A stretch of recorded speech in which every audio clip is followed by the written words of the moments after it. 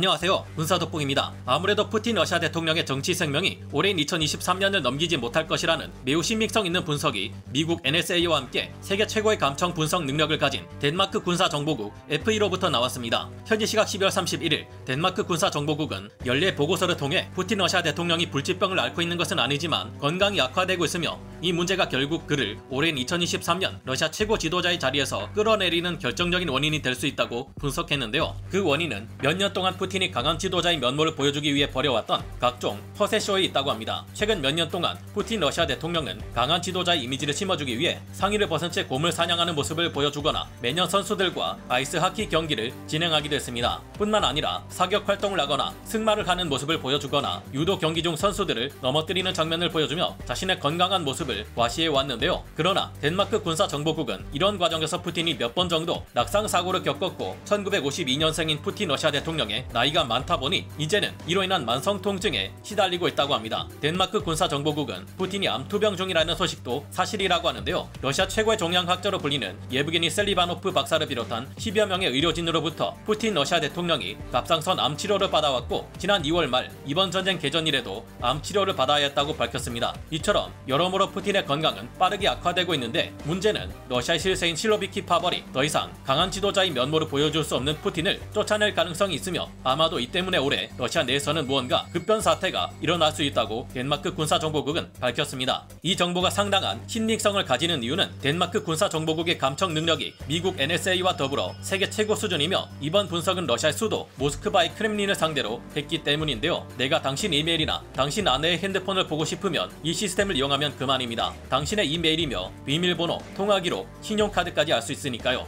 이런 일이 일어나는 사회에서는 살고 싶지 않습니다. 라는 에드워드 스노든의 폭로로 유명해진 NSA 기밀자료 폭로 사건에 함께 개입한 덴마크 군사정보국은 당시 유럽의 국가 정상들과 고위 관료들의 예민한 사생활 정보 하나하나까지 감청해 유럽 전체를 완전히 뒤집어 놓았을 정도로 무시무시한 정보력과 감청 능력을 가진 기관입니다. 안 그래도 현재 푸틴의 권자는 이를 대신하려는 예브게니 프리고진, 바그너 그룹 대표 등의 다른 세력들이 세력을 급격히 키워가며 점점 위협받아 왔는데요. 이런 상황에 이제는 러시아군의 모든 전력이 우크라이나군의 전력에 비해 크게 열세에 놓여있으며 다름 아닌 러시아군 병력들이 러시아를 배신하고 우크라이나군으로 넘어가 이른바 자유러시아 군단이라는 새로운 명칭을 쓰며 러시아군에 맞서 싸우고 있다는 기가 막힌 소식까지 들리고 있습니다. 벨라루스가 러시아를 도와 싸우지 않을 것으로 보인다는 분석과 함께 미국이 우크라이나에 M2, M3 장갑차를 공여해 안 그래도 점점 더 강해지고 있는 우크라이나 기갑 전력을 더욱 강화시키고 있다는데 좀 더 자세한 상황 알아보겠습니다. 전문가는 아니지만 해당 분야의 정보를 조사 정리했습니다. 본의 아니게 틀린 부분이 있을 수 있다는 점 양해해 주시면 감사하겠습니다. 놀랍게도 최근 그렇게 졸전을 면치 못하던 러시아군 부대들이 탈영한 이후 우크라이나군의 훌륭한 일원이 되어 전선에서 매우 인상적인 전과를 이뤄내고 있습니다. 현지 시각 12월 29일 우크라이나군의 일원들 중 하나인 자유러시아 군단 측에서는 자신들의 정체에 대해 밝혔는데요. 카이사르라는 가명을 쓰는 자유러시아 군단 측 대변인은 러시아가 국민들의 뜻과 반대되는 전쟁을 계속하고 있으며 러시아 현재와 미래를 무너뜨리고 있는 블라디미르 푸틴 러시아 대통령과 국가 지도부에 반대하는 러시아 장병들이 전선에서 탈영해 우크라이나군에 합류하고 있다고 밝혔습니다. 카이사르라는 가명을 쓰는 자유러시아 군단 측 대변인은 왜 자신들이 우크라이나군에 투항했을 뿐만 아니라 그들의 일원이 되어 러시아군과 맞서 싸우고 있는지 이유를 알려주겠다며 파괴된 도네츠크 지역 돌리나 마을의 정교회 수도원을 보여주었습니다. 카이사르 대변인은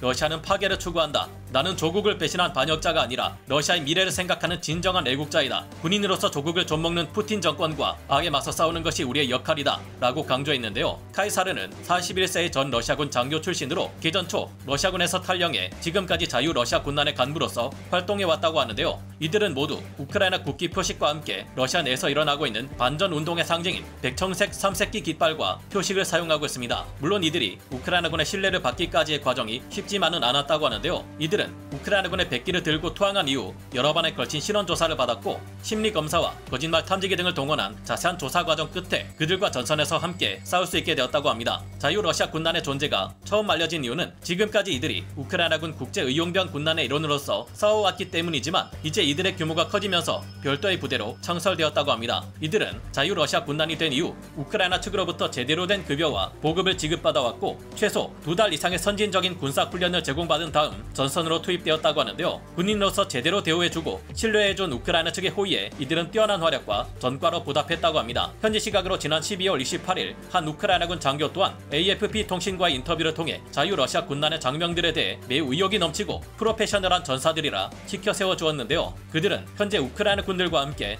우크라이나 동부 도네츠크 지역의 돌리나 마을에서 작전을 수행 중이라고 밝혔습니다. 러시아 본토에 남겨진 가족들이 피해를 입을 것을 우려해 현재 이 자유 러시아 군단의 규모가 어느 정도인지 부대원들이 누구인지 등에 대해서는 밝힐 수 없지만 이들은 러시아 군으로서 활동할 때와는 달리 매우 우수한 전투 자원으로서 맡은 바 임무를 훌륭히 완수하고 있다고 합니다. 그리고 이처럼 우크라이나에 투항한 러시아군 탈영병들이 제대로 된 양질의 보급을 지급받는 것은 물론 제대로 된 급여와 군인으로서의 대우를 받고 있다는 사실이 전선에 퍼져나가기 시작하자 강제로 전선에 끌려온 다수의 러시아 징집병과 동원 예비군들 중 상당한 수의 병력들이 우크라이나 측에 더 많이 투항하기 시작했다고 하는데요. 최근 몇 주 동안 동부 전선에서 우크라이나 측에 흘러들어온 러시아군 탈영병들의 입대 지원 서류만 해도 벌써 수천 장이 넘으며 이로 인해 갈수록 러시아군의 전력은 더욱 빠른 속도로 무너지고 있다고 하는데요. 한때 러시아군의 일원으로서 그렇게도 지독한 졸전을 면치 못했던 러시아군 병력들이 우크라이나군의 일원으로 재탄생하자 이렇게까지 다른 면모를 보여주고 있다니 역시 뛰어난 군인은 그들을 제대로 대우해주고 존중해줄 때 만들어진다는 점은 러시아뿐만 아니라 우리 모두가 중요한 교훈으로 받아들여야 할 것 같다는 생각을 하게 만듭니다. 그리고 이런 현상은 우크라이나군의 장비로 새로 태어난 러시아군 장비들에서도 나타나고 있는데요. 한때 러시아군의 장비로 제대로 된 전투를 전혀 치르지 못했던 T-72B3 전차들은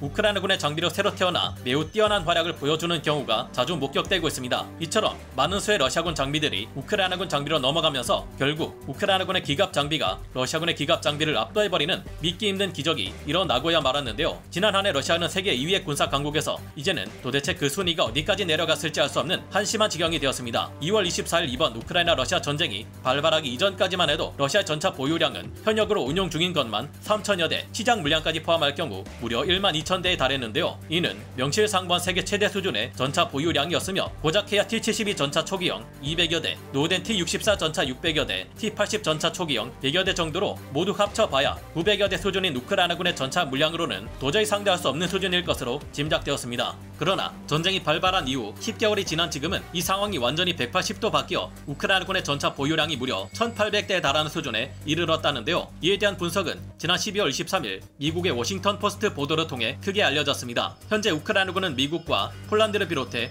여러 서방 세계 국가들로부터 지원된 수많은 전차들에 러시아군이 대량으로 버리고 간 전차들은 노획한 것들 덕분에 엄청나게 늘어난 전차 전력을 운용하고 있다고 하는데요. 우크라이나군의 전차 보유량이 크게 부족했던 개전 초기 우크라이나군이 전차 전력을 최대한 아끼고 제블린과 같은 온갖 종류의 보병용 대전차 무기들을 활용해 최대한 효율적으로 러시아군의 전차들을 사냥할 수 있었기 때문이었습니다. 우크라이나군은 지금까지 총 500대가 넘는 러시아군의 최신 전차들을 노획해 전력을 증강시켜왔고 이제는 하다 소련에서 1960년대 만들어진 T-62 전차를 복원한 것들마저 노획해 우크라이나군 표식을 남겨 운용하고 있는 중인데요. 개전 이전 우크라이나 지상군은 노후화가 심각했던 T-64 전차들이 주력이었지만 현재 우크라이나군의 주력 전차는 러시아군이 사용해왔던 T-72B3 전차 그리고 유럽에서 기존의 T-72 전차들을 개량해 성능을 강화한 것들로 채워져 있다고 합니다. 여기에 더해 기존에 보유 중이던 T-64 전차들도 T-64BV 사양으로 개량됨은 물론 BMS 전장 관리 체계를 무시했던 러시아와 달리 이 같은 네트워크 전투 체계를 많은 전차들에 탑재해 최전선 어디에서든 러시아군의 전차들을 압도하고 있는 경우를 자주 살펴볼 수 있습니다. 반면 러시아군은 이번 전쟁 기간 동안 밝혀진 것만 해도 3031대의 전차를 파괴당하거나 노획당했는데요. 수적 주력 전차였던 T-72 계열 전차들과 T-80 개량형 전차들을 2500여 대까지 잃은 러시아군은 최신형 전차인 T-90 계열 전차들마저 400여 대 가까이 잃게 되며 난처한 상황에 빠져 있습니다. 물론 아직 러시아는 약 7000여 대 이르는 T-72 계열 전차들과 3000여 대 이르는 T-80 계열 전차들을 보유 중이지만 이들의 복원 작업이 만만치 않아 문제입니다. 러시아는 가동할 수 있는 모든 공장을 총동원해 이들 치장 물자들을 복원시키기 위해 안간힘을 쓰고 있지만 애초에 눈비가 내리는 환경에 방치되어 있던 이들 치장 물자들은 제대로 관리되지 않았던 데다 이들을 복원하기 위한 능력마저 부족한 상황입니다. 이들 전차들을 복원하기 위한 추가 부품이 필요한데 온갖 서방 각국의 제재로 인해 더 이상 이런 것들을 구하기 어려운 상황이며 T-90M 전차와 같은 최신형 전차들의 경우 반도체 부품을 구할 수 없는 만큼 더더욱 생산하기가 어려운 상황인데요. 현재 러시아의 우랄 자곤 바고드 군수 공장은 T-72 전차의 복원 및 개량 작업과 함께 T-90M 전차를 새로 생산하는 작업까지 함께 진행 중이지만 이 공장에서 나올 수 있는